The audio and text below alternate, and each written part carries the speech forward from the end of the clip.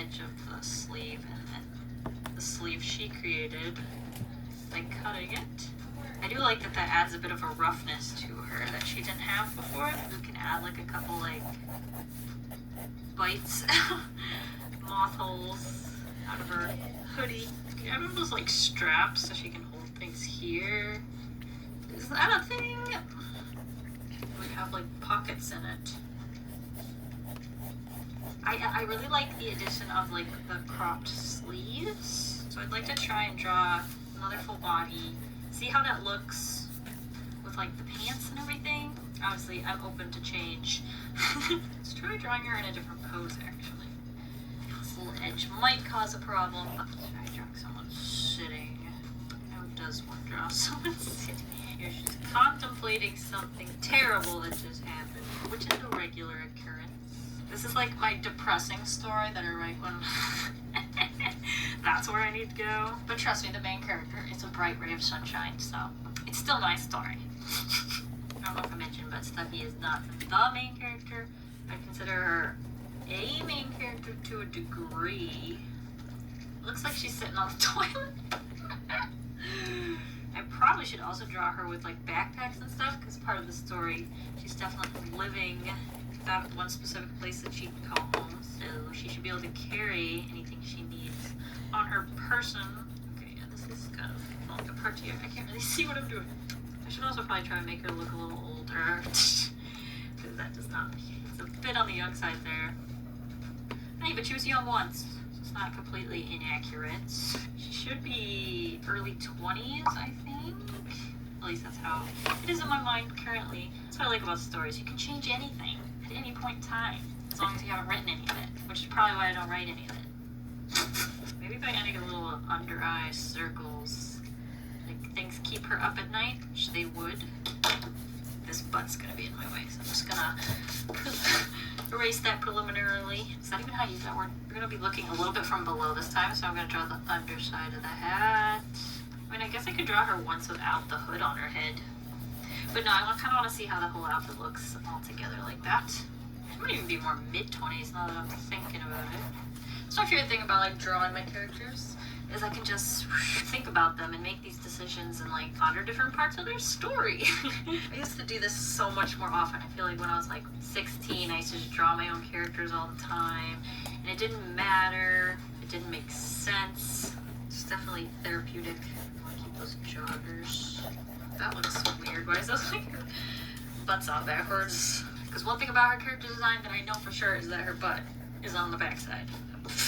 I opened the V-neck a little on the vest. Let's see if that adds any cool shapes. Maybe we can have a little bit of that sweatshirt poking out the bottom there. Like she cut it so that you couldn't see it under the vest. She's not super curvy, so I'll try and cut down on some of that. Try and include those weird pouches. I'm gonna try some tight pants this time. I just want to see how that would look. The last time I drew her, she definitely is wearing more skinny jeans. I feel like then we can like pump up the goofiness of like the boots. Oh geez, I just realized how slanted that is. I can't do that without erasing both legs. And chunk up the boot. It looks shorter. It is your time to begin. What happens now determines what happens to the rest of the world.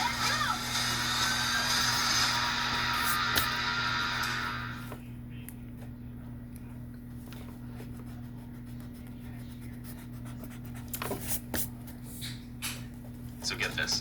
Every 1.23 seconds, a new user goes to Wix.com and starts creating their professional website. That's 70,000 go. Order here. Didn't really have any room, so have to deal with that. She's definitely still slanted, so I'm just gonna turn the page this way a little so she looks more balanced. Something's still wrong with the hip section. Let's see. That's what I get for not drawing it all at once. More pockets.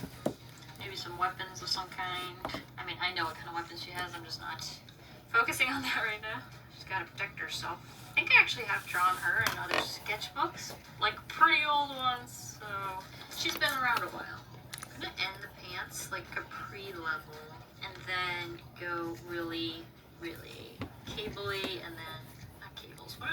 strappy boots. I can like really emphasize the shape of these. And the laces. Lots of random like lines and seams and things. They're cool pants. It's got a pouch on the pouch. Nice. And maybe a high belt that like attaches to this pouch. And then maybe a backpack too, but you can't really see that right now. I just want to make sure that she looks kind of practical. Like everything about her design has some kind of use. Like her vest, I picture being like kind of leathery, so it can like withstand a certain amount of onslaught. And then she like cut the hood so that her arms would be free because it gets pretty warm. And then she has the hood because it rains a lot. Although a hoodie hood's not going to help you that much. But she does have the baseball hat. Oh yeah, I really like these like tiny little lines, like the under eye circles. I think they really, really suit her. Happy with that. And her pants have like lots of pockets. They're really tight though, so maybe I should loosen them up anyway. She can hold things. But also she needs to be like free, so she can like jump over things, and nothing about her outfit should get caught on things either. So multiple different opinions on this, I suppose. You could go a lot of different ways with practicality. Now I kind of just want to draw her with one of the main characters. She's much shorter and rounder. I love her so much. She's my little ray of sunshine. Although I have not touched her character design in a while, so this might not... I mean, that's not what today's episode's about. But... let's draw what I've got. It's more pear-shaped, I think. Is the body type I would use to describe her. Like the eyebrows will be a little bit more pleasant. So they're arched and happy. Smile on her face. Freckles. Yeah, her design needs a little work. Lots of flyaways. These two are very close. Oh, they love each other. She's very protective of this character. I actually don't know what to put her in. Let's see, she's a little bit more like free and easy. Jeez, I don't know what she wears. Shoot. I know what I used to draw her in, but I do not feel the same way about that outfit anymore. So right now she's just not wearing anything. Let's give her some boots. Fully lace up. She doesn't have any cool straps. But it takes her like an hour every morning just to tie up these boots. And we can put her in her shorts like she usually wears, but maybe we'll have to tackle her character design later. Because she needs it. Here we go, we got one of the main characters. Who definitely needs a redesign. Okay, let's get some socks. And obviously we gotta add little bruises and things. Jeez, I haven't drawn her in so long, I missed her. Can you see the personality difference? I think my favorite thing that came from this drawing so far is these cut-off things. I feel like it has a weird connotation because of the people I've seen wear kind of things like that, but it suits her really nicely. I feel like she kind of pulls away from that in a way. Oh, this is getting me inspired to like ponder their stories. So this is obviously one of my stories. I have a lot of stories going on, like I mentioned earlier. You know, like Magna Girl and other things. But I'm just wondering if that's kind of normal to have like lots of different stories and like equally love all of them, and then I'm like, well, let me come up with a new story that's simpler, that I'm not as attached to, so that I can do it and fail, so that I can learn, and then I become equally as attached to it. So that is why I have so many stories. I'm just wondering if anyone else has any similar experiences, because like I keep wanting to try and actually complete something, have a nice beginning, middle, and end, but I don't get too attached, and then I'm worried about messing up, so then I do nothing. I'm really liking this spread. Like, I've been a bit on art block and things haven't been working out as well. And this, ooh, I'm really happy with this. Ooh, okay, let's finish strong here. Well, even if it's bad, I don't care. The rest is nice. But let's finish up this little page here. Should I do another attempt at sitting down? Let's try looking to the left, because this one's the closest I've gotten. That one doesn't count. So we'll draw her looking to the left. Let's try and make her look a little taller. I think I need to elongate her so that I can kind of stretch her a little bit more and then exaggerate her differences in body that I have not quite been able to do the way they are right now. Oh, I forgot about this hat. I love it. I'm actually going to take her hood off this time. Ooh, how's that for a finale? We can maybe show her backpack. And then maybe we'll actually be able to draw her hair. You know what? I kind of like her without the mullet, just the short hair. Let's leave it that way for now. That's like one of the few things that I knew about her design for the longest time, is that she had a mullet. And now I'm second guessing that. That means I'm growing as a person. I'm learning to let go. For now, all of the vests I've drawn always have like a straight across. Could I try make it pointy? Kind of like Anna and Elsa. They'll have those like pointy vests. I think at one point she had like really long boots, but yeah, I really moved away from that. I didn't. That didn't last long. It just seems so impractical. Imagine having to put those on every day. Okay, and then I want them to be capri length. Oh yeah, I'm really liking that. Woohoo! Her design has definitely improved. You're next. Chunk up these boots. Let's have her holding the straps, maybe. That could be a fun pose. We are getting the whole team. Yeah.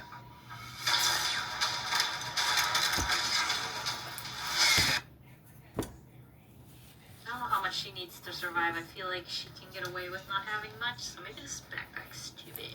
But I do like it having like kind of pouches on the straps so she can access like small things like dental floss. Ooh. See, I ended up drawing her curvy again, probably because of her. So we need to slim that down. That is not in the cards for her. I really like the way I drew this shoe. It's like 1, 2, 3, 4 lines. Just seems so simple. I like it. She looks so tired, but I think that kind of suits her. She's been through some stuff. She kind of carries the weight of the world on her shoulders there. Grow little grasses. Oh look, they're standing in grass. There we go. Here we have Stucky Mendes. Woo! It's so weird saying their names out loud because it's just like stuff that like cycles in my head. Let me know if you would like to see me maybe explore future stories or characters on the channel, or if I should just keep it to myself. Thanks for coming along with me as I filled a sketchbook spread. I had way too much fun with this. I don't know if that should be allowed. You know what I did? Today I'm going to be recreating 3 drawings that you have shared with the hashtag DrawMeWithWaffles over on Instagram, and I'm going to be redrawing them in my own style. And don't worry, they aren't all going to be mermaids. So first up, this is a drawing by Vanessa Draws, and I fell in love with the color scheme. Ugh, so beautiful. So I'm starting out with a pink, I think it's the rose-colored Colorace colored pencil, and I'm quickly sketching out the layout of the drawing.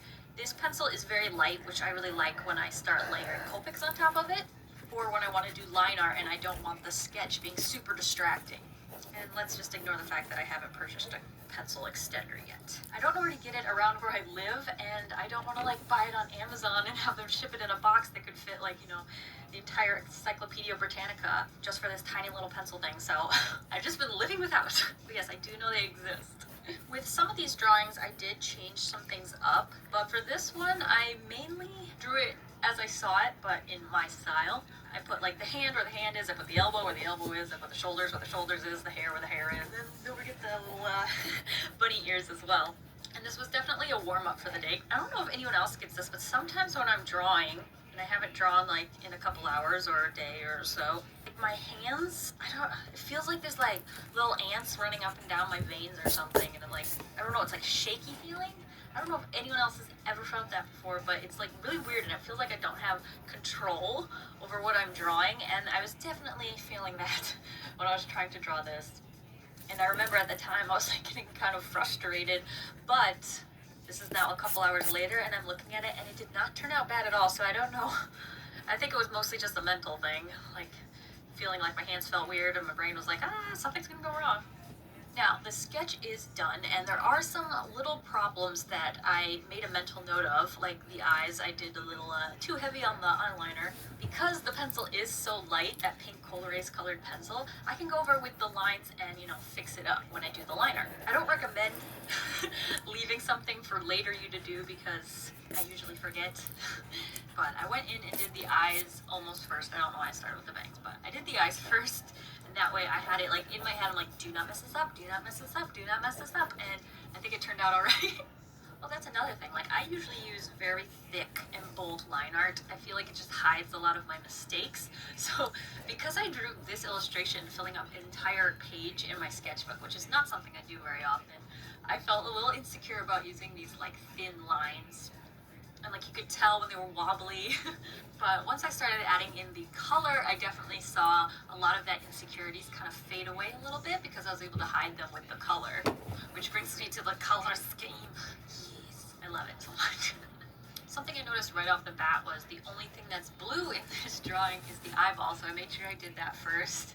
Then I started picking out pink colors that I wanted to use for the rest of the illustration. I ended up finding 3 that I thought fit the original drawing very well. The original drawing is a digital illustration, but mine is obviously traditional and I'm using Copic markers. And I lucked out because I only have, I think, 70 Copic markers and only. I'm very thankful for my 70 Copic markers, but it's obviously not a full range that you can get with digital art, so I was very lucky that I had the colors that I needed, which honestly, these are 3 colors that I use very often, so basically I used a pink color for everything, even the skin and the dress and like the ears and everything. What colors did I use? Wait, let me look. Okay, I put the markers away, but I think for the skin I'm using pale purple RV000. And that it's actually R83 Rose Mist for all the blushy bits, like the nose around the eyes and like the elbow and underneath the chin. And then I also think I used it to shade underneath the bangs. Yeah, there it is. This just adds a little bit of depth. It makes the bangs look like they're sitting on top of the forehead instead of like being within the forehead, if that makes any sense. And then whenever I use the dark color, I'll switch back to the pale purple and blend it out a little bit.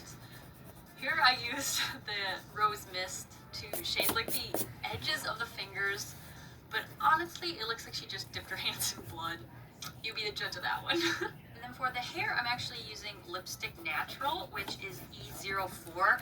I use this for hair probably 9 times out of 10. Yeah, I know I need to add a little diversity here. It's kind of the color of my hair, maybe a little bit lighter, but I just love it. It's basically the potato brown of Copic markers, at least for my collection.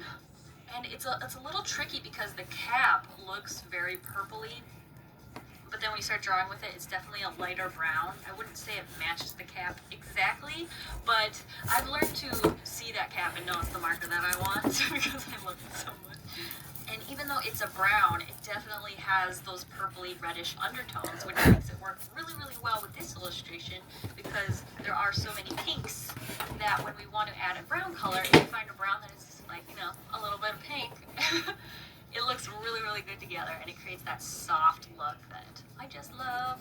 And then all I had left to do was color in the flowers, and I basically just used every marker that I had used within the illustration for the flowers as well, and that gives it a little bit more variety and doesn't make it like one same colored flower surrounding her. And I really like that idea. I think Vanessa's creativity really shows there. Well, then I brought some more pink in there for blush because I looked back at Vanessa's drawing and hers was a little heavier on the blush, and I thought, yeah, that looks like fun, I'll do that too. It kind of makes her look like she has allergies, but in a cute way, you know? So this was my finished recreation of Vanessa Draw's illustration. Thank you, Vanessa, for sharing it with me and allowing me to recreate it. Yeah, thanks for collaborating with me. And let's move on to the next one. This next illustration will be a recreation of snapshots of a fool's illustration over on Instagram. As it is May, I can't go without doing a mermaid. I am not sick of drawing mermaids yet.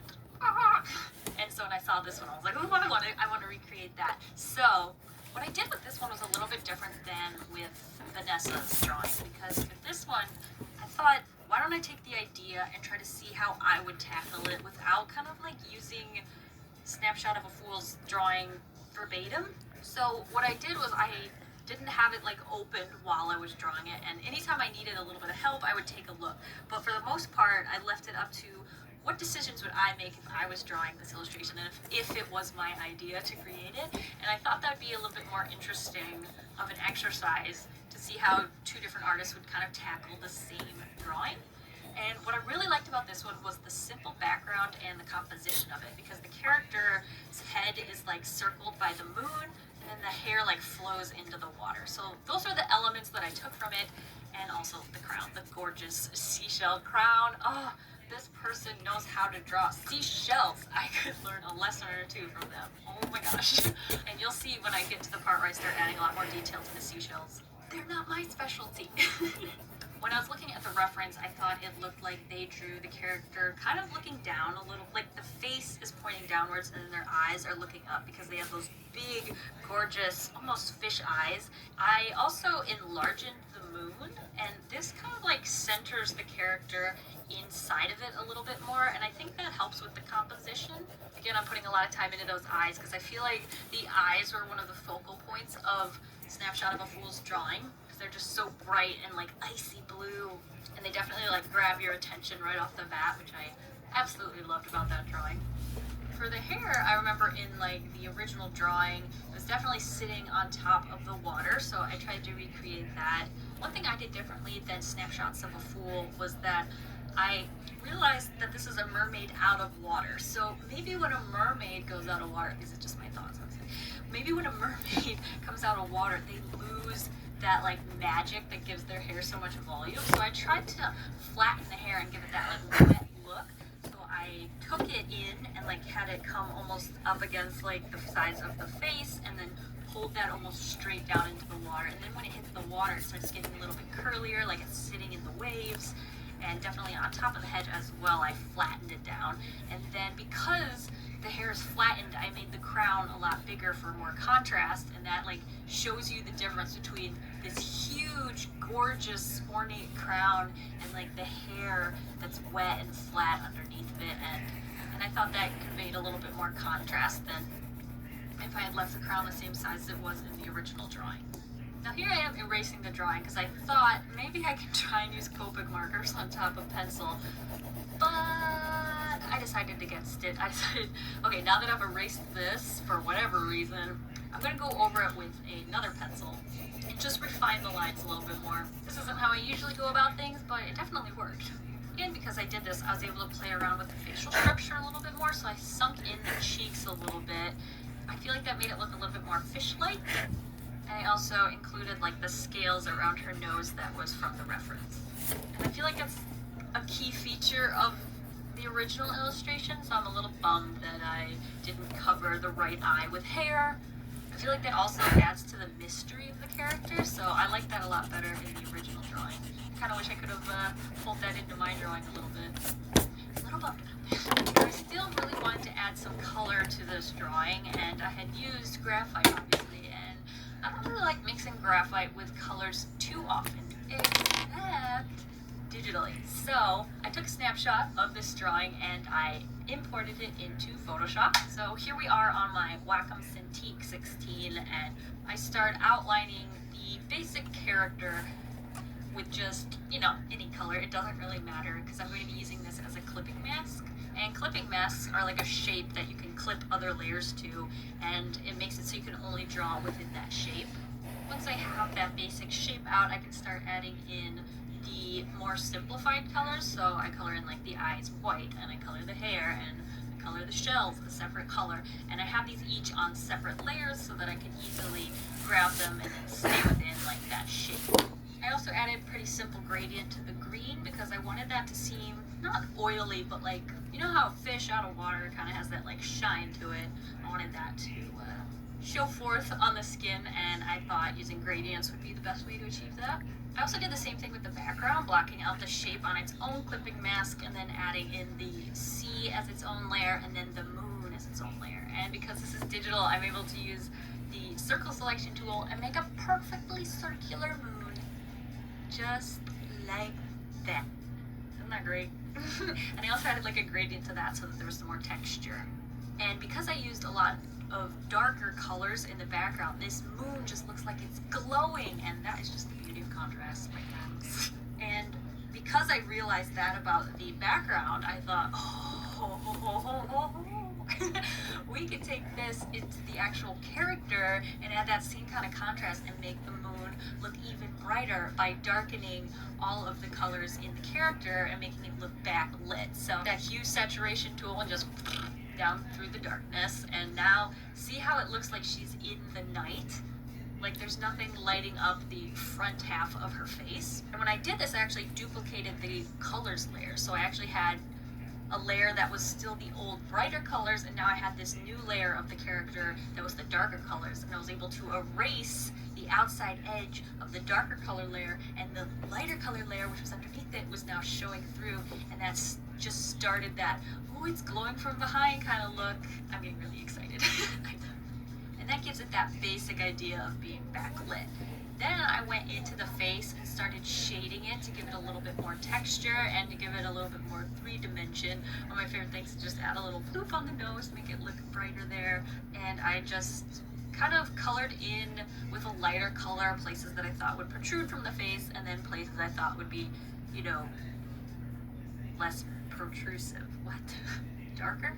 When it comes to painting a face, it's a lot of experimentation on my part, especially because I've never drawn a character being backlit. So I'm like, well, where would the light be reflecting? And like, if there's like the moon's hitting the water in front of her, would that reflect? I'm like, no, because then there'd be a shadow. I'm like, but how would the face be lit? And I really didn't know where to look for references for this. So I just kind of played around with it to see what I thought looked good and what I thought didn't really make sense. And in the end, I'm not gonna say the lighting makes sense, but it looks okay, you know. And shading the faces is like my favorite thing to do, so I don't really care. I just had a lot of fun with it. And then I decided to do something a little crazy. I thought, oh, we have this glowing moon behind her, right? And we just have this very dark backlit character. What if her eyes are glowing? That'll add some like interest to those eyes, because like I said, one of the first things I noticed about the original drawing by Snapshots of a Fool was those eyes. So I thought I better make those a focal point in my drawing too. So the way I thought I would do that was by making them glow, just like the moon. So it's almost like this mermaid gets their power from the moon. I don't know, I thought it was interesting. A lot of it is just going over the same places and tweaking it just a little bit, or like redoing something completely and then tweaking that a little bit. And that's really the glory of painting digitally, is just your ability to fix things even after you've messed up. Oh, here's me